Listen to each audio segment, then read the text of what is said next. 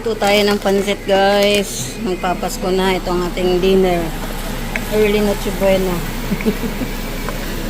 Ano ngayon? December 24. It's a Tuesday.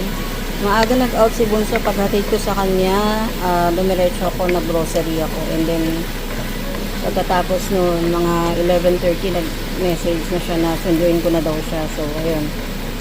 Natapos siya ng past 12 ng tanghali. Then, diretso kami ng Kmart. Bumili kami ng t-shirt ni Habi pang Christmas na mamaya. Pang picture taking na.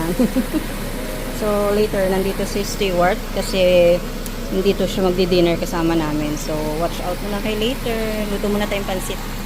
Magsasayang na din ako. And meron kaming biniling chicken doon sa Red Rooster. Tapos, gravy. So, yun lang ang handa namin. Ayan, dumating na si neighbor. May dala siyang crab tsaka prawns. And meron siyang dalang potato salad para kay Habi.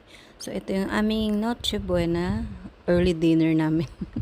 Kasi hindi kami magsasalubong. So, ayan ang aming dinner. Simpleng dinner lang namin.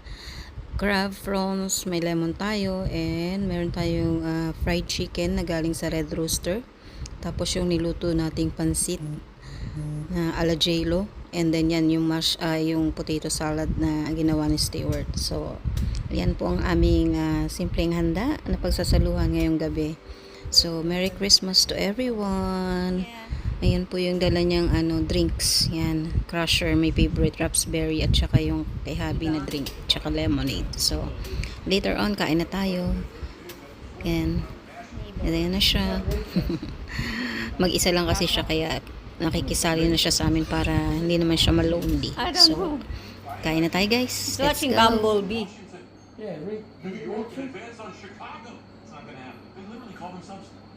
ask her what she's watching.